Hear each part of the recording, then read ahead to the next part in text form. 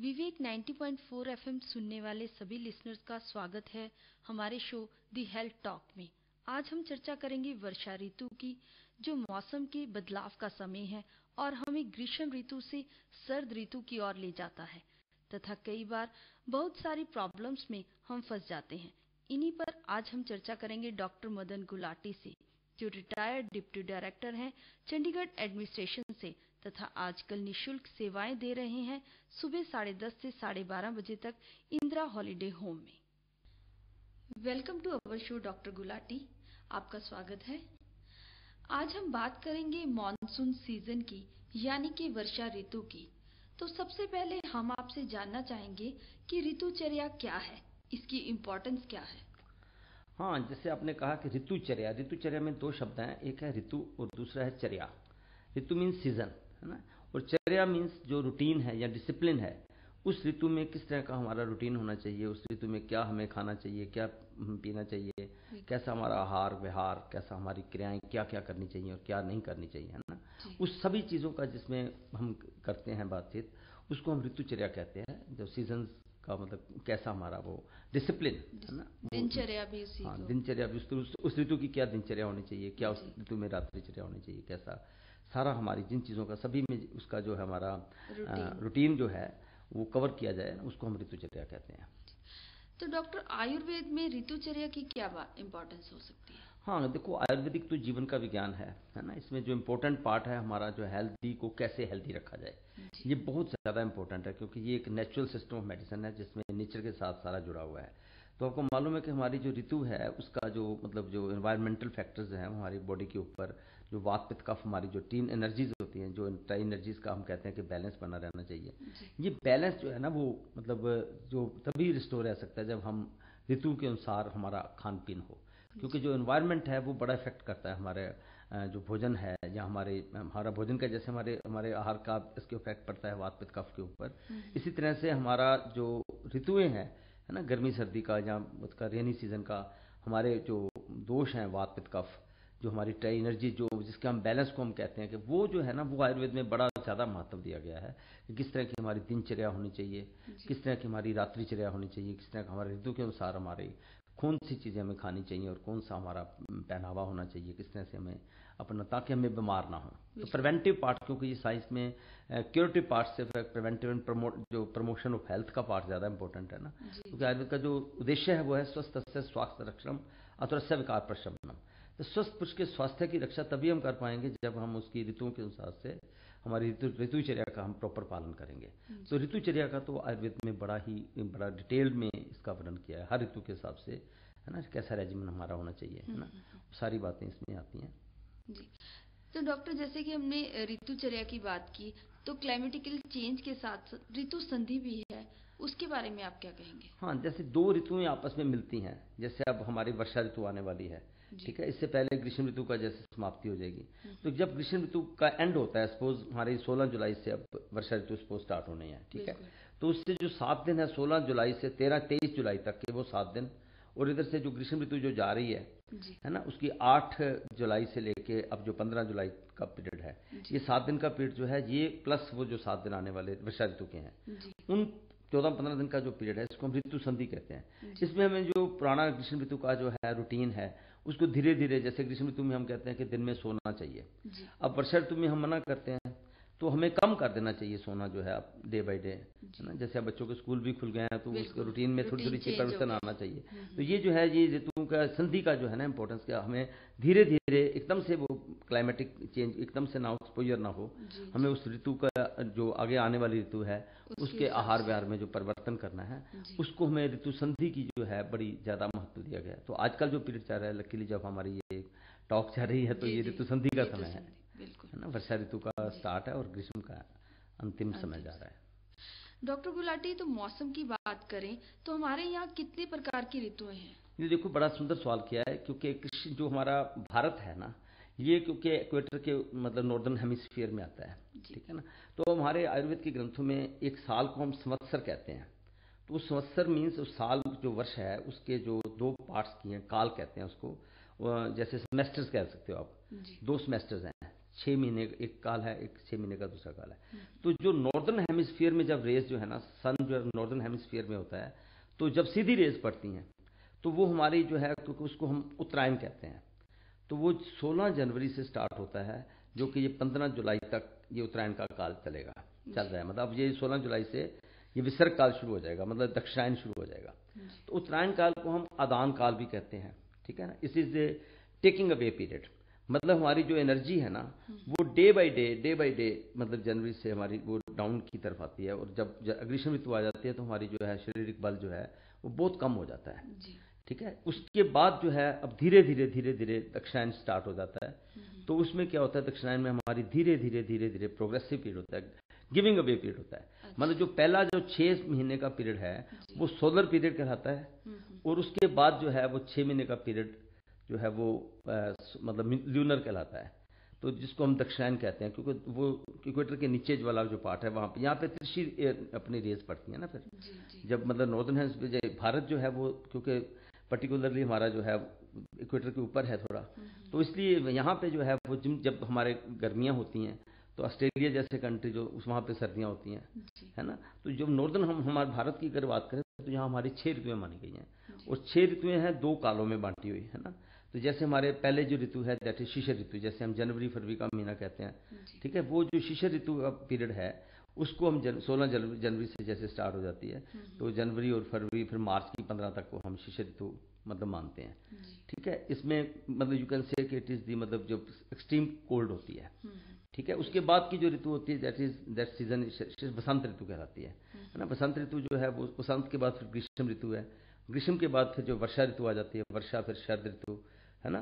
वर्षा हमारे 6 ऋतु हम इंजॉय करते हैं भाई। एक तो हमारी विंटर की है, देन अपना आपका जो स्प्रिंग सीजन है बसंत का, फिर उसके बाद हॉट हो गया, देन रेनी सीजन आ गया।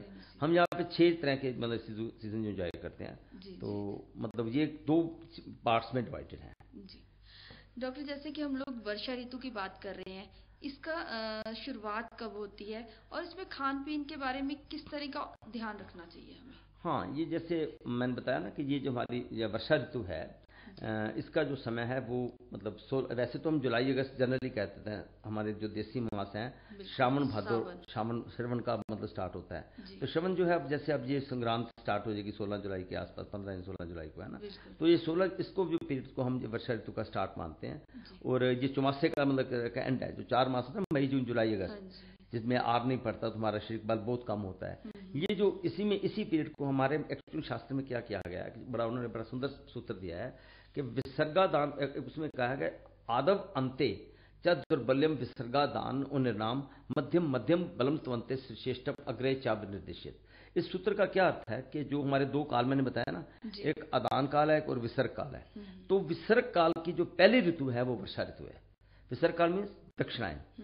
अब विसर्ग काल की पहली ऋतु का नाम जो है वर्षा ऋतु है, जो कि अपनी 16 जुलाई से शुरू हो रही है। इस ऋतु में क्या होगा कि हमारी जो है जो शारीरिक बल है जो बहुत कम है इस टाइम पे, अब डे बाय डे वर्षा के शरद में बढ़ता जाएगा, शरद के बाद फिर विंटर में आकर के हमारी जो शक्ति बढ़ती जाएगी। तो इस टाइम पे हमारा जो अग्निबल बहुत कम है ना। ग्रीष्म से थोड़ा सा बेटर है। देखो ग्रीष्म में हम हॉट भी था, ड्राई भी था, अब थोड़ा आर्द्र हो गया, ह्यूमिडिटी आ गई, डैम्पनेस आ गई है, अब कूल भी है, डैम्प भी है। तो यहाँ पे ये जो कम्बिनेशन है ना, इसमें हमारी थोड़ी सी बेटरमेंट हो गई है। वैसे अग्नि मंद है हमारी जो डाइजेस्टिव पावर जो ग्रीष्म में बहुत कम थी, उससे तो थोड़ी सी बेटर हो गई है, ठीक है, बिल्कुल लिटिल सी। तो अब हम इतना कह सकते हैं कि हम थोड़ा पहले जैसे बिल्कुल हम मतलब खाते थे वैसा भोजन, अब थोड़ा सा घी की मात्रा ले सकते हैं, लेनी ही चाहिए। तो अग्नि उसको प्रकोपित जो है ना, अग्नि थोड़ी सी उसको जैसे अग्नि जो घी डाले थोड़ी तो अग्नि प्रज्वलित होती है ना, हमारे जो डाइजेस्टिव एंजाइम्स इस टाइम पे मांगते हैं, तो थोड़ा सा स्निग्ध आहार ले लेना चाहिए इसमें। तो डाइजेशन भी इससे इम्प्रूव होता है, थोड़ी सी बेटर क्योंकि हो जाती है। तो इसमें हम जो है ना मतलब इस ऋतु में हमारा जो है जो आहार और विहार, वो तो हम इस प्रिंसिपल को लेके चलेंगे कि वर्षा ऋतु में हमारे एक्चुअली ना आयुर्वेद में क्या है कि एक संचय होता है पहले जो वात पित्त कफ, क्योंकि सारी साइंस जो है वो वात पित्त और कफ पर लाइक करती है। वात मीन्स काइनेटिक एनर्जी, पित्त थर्मल एनर्जी और कफ पोटेंशियल एनर्जी। वाता जो है ना वो वाली जो है उसका इस समय प्रकोप काल होता है, मतलब इस टाइम पे एक्सट्रीम में होता है। तो वर्षा ऋतु में रूक्ष अन्न जो है, रूखे पदार्थ जो है वो नहीं खाने चाहिए। जो अगर रूक्ष अन्न ज्यादा खाएंगे वर्षा ऋतु में, इसमें थोड़ा सा क्योंकि वर्षा ऋतु वायु का प्रकोप होता है, बहुत कोल्ड भी नहीं लेने चाहिए, ठंडा लेंगे तो वायु और बढ़ जाएगी, ठीक है ना। उसमें थोड़ी सी हॉट चीजें ले लेनी चाहिए, थोड़ी हॉट लेनी चाहिए, है ना। उसमें जो ऋतु में जो बेस्ट रस होता है, टेस्ट के ऊपर हमारा साइंस बहुत बिलीव करती है। जैसे हमारे 6 टेस्ट होते हैं ना, sweet, sour, salty, pungent, bitter, astringent. तो इसमें हमारा जो है अमर रस, सावर टेस्ट जो है ना, उसका प्रयोग करना चाहिए। मतलब दिस इज दी ओनली ऋतु जिसमें हम कहते हैं कि अमल पदार्थों का सेवन करना चाहिए, और तो साथ में अमल और साथ में लवण भी। जी। तो इसका सेवन करना चाहिए। जैसे अदरक है, काली मिर्च है, इसकी थोड़ी मात्रा कि अग्नि प्रज्वलित रहे, अग्नि क्योंकि बड़ी मंद होती है इसमें, उसके लिए फिर नींबू का पानी भी हम इसमें रिकमेंड करते हैं। दही की बजाय, दही क्योंकि अभिसंधि होती है, तो दही जो है ना वो हमारे जॉइंट्स में कमुलेशन करके कई बार रोमेटिक पेन्स कर देती है। तो वायु का वैसे प्रकोप होता है इसमें, है ना, वात के रोग इसमें ज्यादा होते हैं, और डाइजेशन पावर बड़ी वीक होती है। तो इसमें क्या होता है कि हमें जो है वो ऐसा आहार करना चाहिए जो ज्यादा मतलब उसको थोड़ा सा हॉट हो, ठीक है, उस गर्म थोड़ा सा कपड़े भी हम जो है पहले जैसे हमने बिल्कुल ही अब थोड़ा सा कवर कर लेने चाहिए, और हमें जो है बरसात से अपने आप को बचाना चाहिए। हाँ, इसमें अल्कोहल का सेवन बिल्कुल नहीं करना चाहिए, क्योंकि वायु को प्रकोप करती है, वात प्रकोपित करती है। हमारे लिखा हुआ है वात को बढ़ाने वाले रूक्ष, लघु, सूक्ष्म, चल, विशद खाद्य पदार्थ वो नहीं खाने चाहिए, उससे वायु बढ़। अधिक चलना, अब इसमें ज्यादा एक्सरसाइज करनी, ज्यादा एक्सरसाइज करनी, वो भी अवॉइड करना चाहिए। अधिक सेक्स करना वो भी मना है। तो ये चीजें जो है ना, आयुर्वेद में सभी चीजों के ऊपर, सभी पहलुओं पे बल दिया है, और उसमें कैसा हमारा आहार हो, क्योंकि आजकल मच्छर मक्खी का है, तो उसको भी अपने आप को बचाव करना है। सांप वगैरह भी आजकल निकल आया है से, है ना, रैट्स का भी, मतलब ये प्रकोप उसका समय होता है, तो इस अपने आप की प्रोटेक्शन जो है वो करनी बड़ी जरूरी है। और आप देखते हो आजकल मोर भी नाचता है, और कितना क्लाउडी वेदर होता है, वैसे तो बड़ा प्लेजेंट लगता है ना, कमल के फूल खिल जाते हैं, मतलब इससे ब्यूटीफुल मतलब बड़ा अच्छा नेचर में जैसे भरपूर ही हरियाली नजर आती है। तो एक तरह से बड़ा सुहावना मौसम है। तो इसमें अगर हम थोड़ी सी प्रिकॉशंस साथ में ले लें, है ना, रेनी सीजन में, तो हमारा अपना कई बीमारियों से हम बच सकते हैं। डॉक्टर, अगर प्रॉब्लम्स की बात की जाए, डिजीजेस की बात की जाए, तो आमतौर पर किस तरह की डिजीजेज हैं जो इस मौसम में देखे जाते हैं? हाँ, ये भी देखो, इस मौसम में हमने वैसे बताया जैसे कि हमारा जो अग्नि रेस्टिव पावर जो है बड़ी वीक होती है। नो डाउट के ग्रीष्म से थोड़ी सी बेटर होती है, पर सर्टेनली वीक होती है। इसलिए जो सबसे कॉमन प्रॉब्लम इसमें अजीर्ण की होती है कि हमारा भोजन जो है हम ओवर ईटिंग करके, तो हमारा भोजन डाइजेशन पावर उतनी स्ट्रॉन्ग तो है नहीं जो कि हमारी सर्दियों में होती है ना। हैवी भोजन तो करना ही नहीं चाहिए। अगर वो करेंगे तो अजीर्ण नाम से एक डिजीज होती है जिसको हम इंडाइजेशन कह सकते हैं, ठीक है ना। वो जो है वो सभी बीमारियों की एक तरह की जड़ है। फिर उसके बाद फिर हाइपर एसिडिटी हो जाती है। इसमें जो है क्योंकि जो ऋतु के हिसाब से जो चीजें पैदा होती हैं इस ऋतु में, जैसे जामुन कषाय रस वाले होते हैं, तो इन दिनों में मिलते हैं हमें। तो इस तरह के जो पदार्थ जो इस टाइम पे जो हमारी नेचुरल जो डाइट में प्राप्त होती है, उसमें कषाय कटु तिक्त रस वाली चीजें होती हैं। जैसे करेले का मौसम है, ठीक है ना, वो चीजें जो है कषाय कटु तिक्त रस से वात को बढ़ाती हैं, ठीक है ना, हमारी जो है बॉडी में जाकर के उसका इफेक्ट पड़ता है। उन चीज़ों के जब आहार हम करेंगे, ऐसी जो ऋतु के हिसाब से मतलब सब्जियां वगैरह खाएंगे, तो उससे क्या है, कई बार ये हाइपर एसिडिटी की प्रॉब्लम जो है बड़ी कॉमन देखने को मिलती है इस वर्षा ऋतु में। तो अम्ल पित्त की प्रॉब्लम के पेशेंट बहुत आते हैं। फिर उसके बाद अपने आप ही उनको वर्षा ऋतु में हाइपर एसिडिटी ज़्यादा रहने लग जाती है, तो हमें अम्ल पित्त की चिकित्सा करनी पड़ती है। फिर एक क्या होता है कि कोई इन्फेक्शन, वायरस वगैरह का इफेक्ट पड़ता है, अतिसार, जिसे हम डायरिया का अटैक हो जाता है अचंचेत, क्योंकि जरा भी पानी में आपने, क्योंकि पानी इसमें कहते हैं कि गर्म करके फिर ठंडा करके लेना चाहिए, बॉइल्ड एंड कूल वाटर, है ना। वैसे भी मतलब पानी में इन्फेक्शन होने के चांसेस बहुत ज्यादा होते हैं, क्योंकि मच्छर मक्खी का समय होता है, इम्यूनिटी वैसे ही कम होती है, वायरस का प्रकोप होता है। तो हमारी इम्यून सिस्टम इतना स्ट्रॉन्ग ना होने की वजह से इस ऋतु में जो है इन्फेक्शियस डिजीजेस के चांसेस बहुत होते हैं। जैसे कंजक्टिवाइटिस है आंखों का, वो बड़ा कॉमन है। नेजल डिस्चार्ज, है ना, जुकाम के पेशेंट भी इन दिनों में मतलब अक्सर, क्योंकि वो ओस में जरा सो गया, हवा ठंड लग गई, एक्सपोजर हो गया, है ना, गर्म सर टाइप के, तो वायरल बुखार के भी पेशेंट मिलते हैं। फिर हमें जो है अतिसार के जो गृहिणी रोग होता है हमारे, जैसे डायरिया, डिसेंट्री, फिर मल बार बार त्याग करने की, है ना, ऐसी प्रवृत्ति हो जाती है।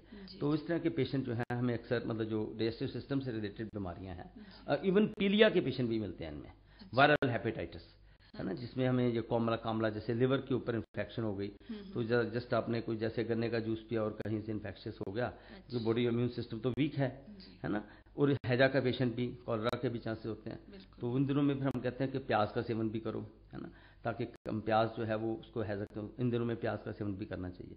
दही की बजाय लस्सी का सेवन करें, उसमें भी जीरा डाल लें, काली मिर्च डाल लें, है ना, या अदरक जो है सूखी, है ना, हमारे जो है सौंठ, काली मिर्च, पिपली का एक चूर्ण होता है, तो उसको हम कहते हैं कि भाई इसका मतलब प्रयोग किया जाए। तो ऋतुओं के हिसाब से मैं जो है इस ऋतु में, वर्षा ऋतु में ज़्यादातर हमें जो है जो डिजीज़ हैं वो कॉमनली डाइजेस्टिव सिस्टम से और हमारे इम्यून सिस्टम की वीकनेस, इन्फेक्शियस डिजीज़ जो है वो ज़्यादा पाई जाती हैं।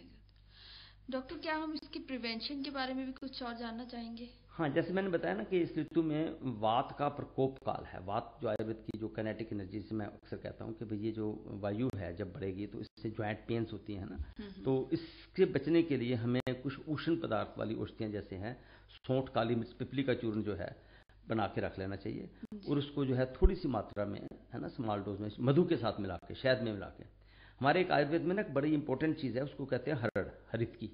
तो ऋतुओं के हिसाब से हमें कहा गया कि इस ऋतु में हरड़ को इस तरह से खाएं। जैसे हमारे वर्षा ऋतु में हमें लिखा हुआ है कि सेंधा नमक होता है ना, जो रॉक साल्ट, अगर हम हरड़ को रॉक साल्ट के साथ इन दिनों में लेंगे तो हमें कई बीमारियों से बचाव हो जाएगा। क्योंकि जैसे हम कहते हैं कि मधु के साथ, जैसे ग्रीष्म ऋतु में हम कहते हैं हरड़ को गुड़ के साथ खाना चाहिए, हरड़ को जो है शिशिर ऋतु में, जैसे अब जनवरी फरवरी के मंथ में पिपली के साथ खाना चाहिए, मगों के साथ। शिशिर वसंत ऋतु में हम कहते हैं कि इसको मधु के साथ खाएं, ग्रीष्म में गुड़ के साथ खाएं, वर्षा में इसको सेंधा नमक के साथ खाएं, है ना। शरद ऋतु आगे जब आएगी तो उसमें हम कहते हैं शक्कर के साथ खाएं। उसी तरह से हमारी जो लास्ट ऋतु आती है हेमंत ऋतु में, है ना, उसमें जैसे दिसंबर के अंत में तो सौंठ के साथ खाने को कहते हैं। तो वर्षा ऋतु में हमें इसको सेंधा नमक, रॉक साल्ट के साथ अगर हम लें, हरड़ का सेवन करें तो ये बड़ा ही उपकारी, बहुत ही उपकारी होगा। और साथ में हमें जो है वो पंचकोल एक हमारी औषधि होती है जिसमें 5 चीज़ें पड़ती हैं। पिपली होती है, उसमें पिपली, पिपला मूल, जवै, चित्रक और सौंठ। इसका एक छोटा मतलब घरेलू उसका है, उसको सभी को मिला करके रख लें। उसका स्मॉल डोज में जैसे 250 मिलीग्राम, है ना, 250 मिलीग्राम का मतलब होता है एक माशा, उतनी मतलब 1 ग्राम का चौथा हिस्सा, मतलब 1 ग्राम तक भी ले सकते हैं आप। तो 1/4 ऑफ ए ग्राम जो है ना, 250 मिलीग्राम बोलते हैं हम इसको। तो स्पून के हिसाब से देखा जाए तो 1/4 ऑफ द स्पून, कैसा स्पून के हिसाब से तो हम कहेंगे कि 1/8 ऑफ द स्पून। ओके, वो स्मॉल डोज में पंचकोल चूर्ण जो है वो लेना चाहिए। तो पंचकोल चूर्ण का जो है प्रयोग इसमें अगर अक्सर करें, और वैसे भी वात नाशक जैसे रासना सप्तक वात है या दशमूल का काढ़ा है, इन चीज़ों का सेवन जो है इस ऋतु में द्राक्षासव बहुत अच्छा माना गया है, तो डाइजेस्टिव पावर को बड़ा अच्छा बढ़ाता है। तो इस ऋतु में हम स्ट्रांगली रिकमेंड करते हैं कि द्राक्षा जो होते हैं ना, गुड़ मुनक्का, उसका एक हमारा अक्सर बड़ा कॉमन सी मेडिसिन है द्राक्षासव, उसका सेवन जो है इस ऋतु में करने के लिए। एक हमारे पंचारिष्ट आता है, पंचकोल आसव आता है, इस तरह की दवाइयाँ, पिपली आसव आता है। तो इस तरह की जो औषधियाँ हैं वो अक्सर हम वर्षा ऋतु में ज़्यादा मुस्तकारिष्ट का प्रयोग करवाते हैं ताकि हमारी इम्यूनिटी, उसको दीपन पाचन जो हमारी अग्नि बल प्रज्वलित हो जाए। तो इस तरह की औषधियों को हम अगर नेचुरल वे से लेते रहें तो हम जो है इस मौसम में होने वाली जो बीमारियां हैं, वैसे में ऋतु के हिसाब से देखना होता है। फॉर एग्जांपल अजीर्ण का पेशेंट है तो उसको मैंने बता दिया कि चित्रकादी वट्टी ले ले या ऐसी सौंठ, काली मिर्च, पिपली ले ले। अगर वो बाई द वे उसको अतिसारी हो गया, सपोज को डायरिया डेवलप ही हो गया, तो लाइट मेडिसिन हमारी सौंफ का पानी है ना, सौंफ के पानी को हम कहते हैं सौंठ और सौंफ पुदीना, इसका मतलब वो पानी पिला दें तो वो अक्सर ठीक हो जाता है। वैसे हमारे कुर्जारिष्ट आता है, कुर्चखंड वट्टी की होती है, बिल की प्रेपरेशन जो होती हैं, बिला बोले, बिलाजिल, है ना, बिल की मतलब प्रेपरेशन जो है इस ऋतु में हम अक्सर इन बीमारियों से बचने के लिए तो वो अक्सर देते हैं। बाकी तो घरेलू तो यही है कि सौंफ का पानी ले लिया जाए। बिल्कुल, घरेलू नुस्खे तो डॉक्टर हम लोग डे बाय डे रूटीन में यूज कर ही सकते हैं। हाँ, तो इन प्रॉब्लम से बच सकते हैं। मौसम में हम लोग मौसम के हिसाब से रह सकते हैं। बिल्कुल। डॉक्टर, ये तो बात हुई मौसम की। डॉक्टर गुलाटी, हम आपसे ये भी जानना चाहेंगे कि क्या ऋतुओं का हमारे जन्म के साथ कोई इम्पैक्ट है? हाँ, ऋतुओं का देखो, हमारा जो मतलब जो हमारा सिस्टम, जो हमारी जो प्रकृति है, जो हमारी कॉन्स्टिट्यूशन है, वो इसके ऊपर डिपेंड करती है, वाता पिता और कफा के ऊपर। जिस टाइम जब बच्चे का जन्म होता है ना, तो उसका जो उस जैसा काल चल रहा है ना, जिस ऋतु का, जिस दोष का प्रकोप है उस ऋतु में, तो वो हमारे ऊपर डेफिनेट इफेक्ट करता है। जैसे हमें वर्षा ऋतु में वात का प्रकोप काल कहा गया है। जैसे शरद ऋतु में हम कहते हैं पित्त प्रकोप काल है। हेमंत ऋतु कफ का प्रकोप, हेमंते निश्चय शेषमा वसंते, वसंत ऋतु कफ का प्रकोप काल है। तो जिस ऋतु में जिस दोष का प्रकोप होगा, अगर उसमें उस बच्चे का जन्म होता है ना, उसका सटनली उस पर इम्पैक्ट पड़ता है। तो जैसे जो इन ऋतु में, वर्षा ऋतु में जो बच्चे जन्म लेते हैं, वो अक्सर मैंने देखा है कि उनकी जैसे सिंह राशि होती है ना, लियो एंड विर्गो टाइप के लोग, वो लोग जो हैं वो अक्सर क्या है, उनकी वातिक प्रकृति होती है, और वातिक उनका होता है, हाइपर एक्टिव चाइल्ड होते हैं वो जनरल, मतलब वो जो है ना थोड़े से ओवर एक्टिव, जल्दी बात को याद कर लेंगे, जल्दी भूल जाएंगे, और जल्दी जल्दी फ्रेंड्स बना लेंगे, जल्दी जल्दी छोड़ देंगे। इस टाइप का ये मेरा अनुभव है कि जो इस ऋतु का हमारे जो है उसका जो है वातिक प्रकृति वाले, और नो डाउट कि इसमें इसका इंपॉर्टेंट वहाँ भी होती है कि जब कंसेप्शन का समय होता है, उस समय में मतलब जो ऋतु चल रही है उसका भी इफेक्ट पड़ता है, और जन्म के समय पर जो उसका आहार विहार है उसका भी इम्पैक्ट पड़ता है। तो ऋतु जो हमारी प्रकृति है, कॉन्स्टिट्यूशन है, जो बच्चे का जन्म से जो होती है, उसके जन्म से जिस ऋतु में उसका जन्म हुआ है, उसका मतलब वर्षा ऋतु में जो होने वाले बच्चे हैं वो अक्सर मतलब वातिक प्रकृति के होते हैं, जिसकी मैंने पहचान बताई कि वो बहुत ज़्यादा मतलब जो है ना मतलब क्विक होते हैं, उनके जैसे हवा में उठते ओवर एक्टिव जैसे रजोगुण वाले होते हैं, है ना, उस टाइप के लोग बच्चे होते हैं। जी, मैंने ऐसा अनुभव किया है। बिल्कुल। डॉक्टर, क्या आप हमारे सुनने वालों को और कुछ कहना चाहेंगे इस बारे में? हाँ, नहीं, मैं ये कहना चाहूँगा कि ऋतु के हिसाब से अगर हम अपना जीवन का जो, क्योंकि आयुर्वेद में हमारा जो है हेल्दी रखने के लिए जो स्टाइल बताया गया है, अगर हम ऋतु के हिसाब से ऐसा आहार विहार रखें तो हम बहुत सारी जो भयंकर बीमारियों से बच सकते हैं। और ऋतु के अकॉर्डिंगली जैसे मैंने बताया कि जैसे हमारे घरेलू चीज़ें हैं, उपाय हैं, जैसे काली मिर्च का सेवन इन दिनों में करना चाहिए, अदरक का सेवन करना चाहिए, ऐसा ना, और जैसे